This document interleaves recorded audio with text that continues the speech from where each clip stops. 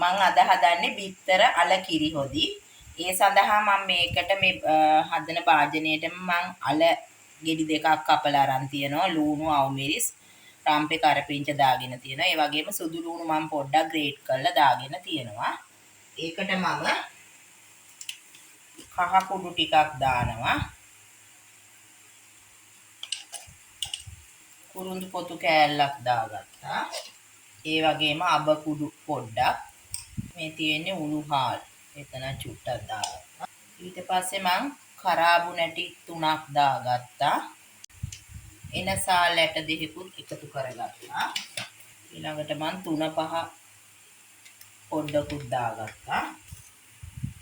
මං ලුණු කුඩුත් රස අනුව දාගත්තා. දැන් මම මෙතනදී මේ අල වලට 3-5ක් දාලානේ තියෙන්නේ. ඒක මම පොඩ්ඩක් හොඳට මෙහෙම අත ගාලා ඊට පස්සේ මම මේකට දිය කිරි තමයි වක් කරන්නේ. දිය කිරි කියන්නේ දෙවනි කිර. මම පොඩ්ඩක් බ්ලෙන්ඩර් දාලා තමයි ගත්තේ. අල ටික හොඳට තඹ ගන්නවා මේ දිය කිරෙන් පළමුව. දැන් මේ අල ටික තැම්බිලා තියෙන්නේ හොඳට. මම එතකොට ඊළඟට දානවා මිටි කිරි. ඒ කියන්නේ උපු කිරි.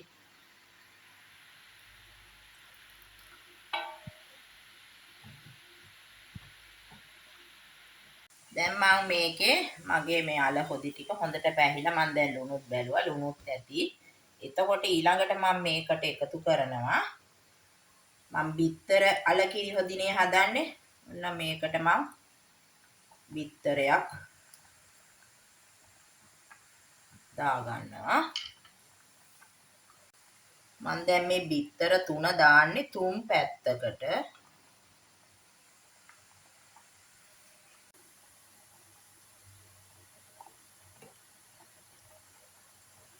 දැම්ම මේක හැඳි ගන්නෙ නෑ. ඒක නිසා මට සම්පූර්ණ බිත්තරේම හොඳට මේව ගන්න ඕන නිසා ඔහොම පොඩ්ඩක් බිත්තරේ තැම්බෙන්න අරින්න ඕන.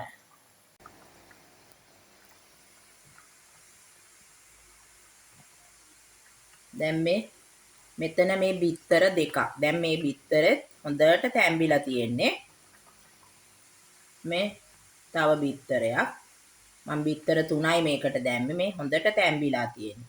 මේ විදියට ඉක්මනට අපිට මේ බිත්තර අල කිරි හොද්ද පුළුවන් පාන් කන්න ගන්න, ඉඳිආප්ප කන්න ඕනම උදේකට රෑකට බත් කන්නත් හොඳයි. මේකට හොඳ සම්බෝලයක් එහෙම හදාගත්තා නම් කන්න පුළුවන්. අපිට වෙනම බිත්තරේ වෙනම තඹ ඉන්න ඕනේ නැහැ මේ.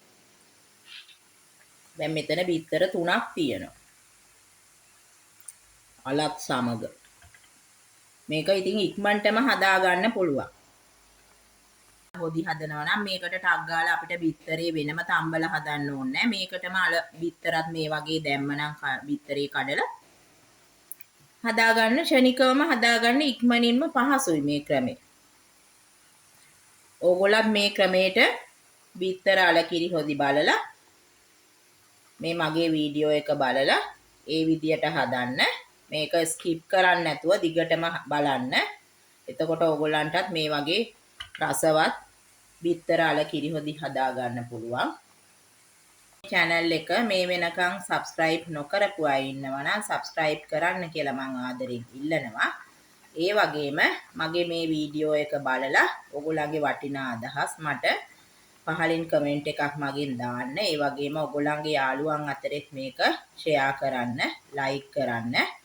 මේ නැරඹූ සියලු දෙනාටම බොහෝම ස්තුතියි.